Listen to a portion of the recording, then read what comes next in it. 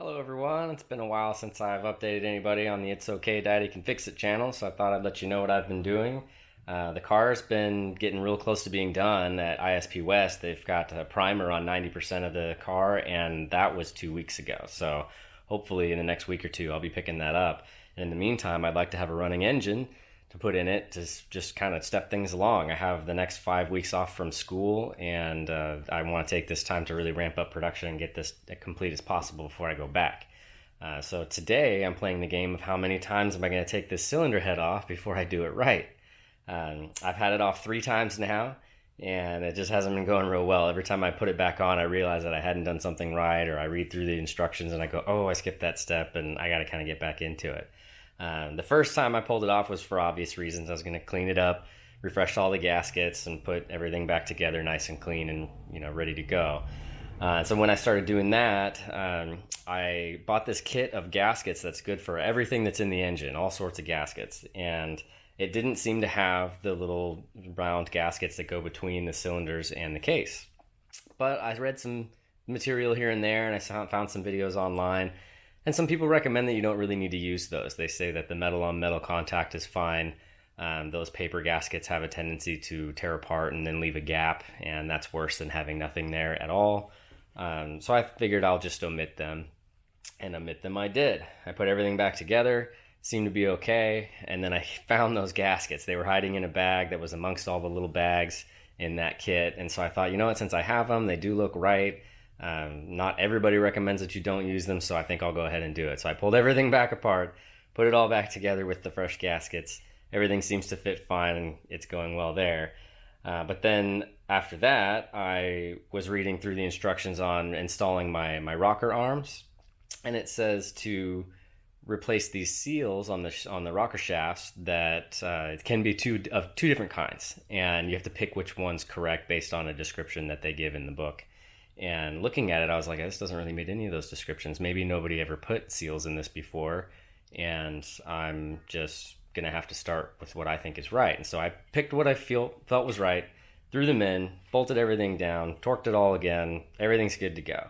Then as I'm cleaning the other cylinder head, I look really closely at that spot and find that the old seals have just been smashed in there so perfectly and flat that they look like they're part of the metal. And they're not.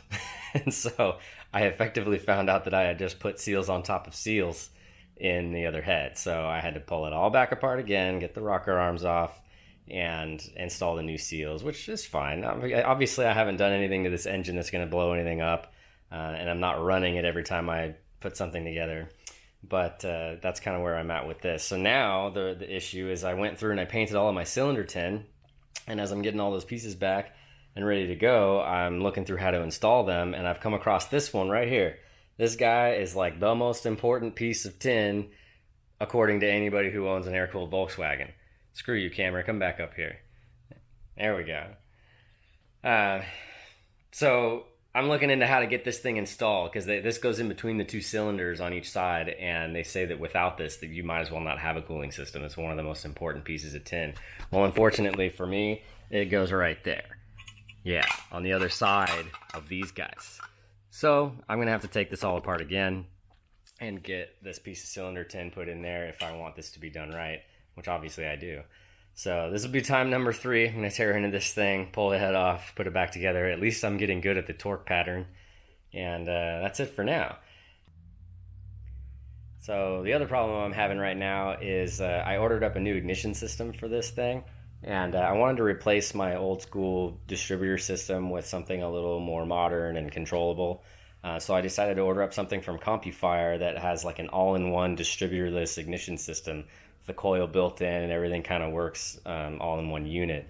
So I thought that was kind of cool. And by the looks of it, I couldn't really find any instructions online for the system. So I thought, I'll just have to order it and see how it happens. And but by the pictures, it looked like it was about the size of your distributor cap, and it was designed to replace that distributor cap and have everything kind of built into itself. And so I ordered it up and brought it all in, and the problem I'm having is that it is not the right size. Right, here's the standard distributor. You can kind of fit it in the palm of your hand. Really not that big. And then here's this guy. Yeah. Oh, let's back it up a bit. Oh, now you have the whole thing in frame. Yeah, side by side. they're definitely not that same.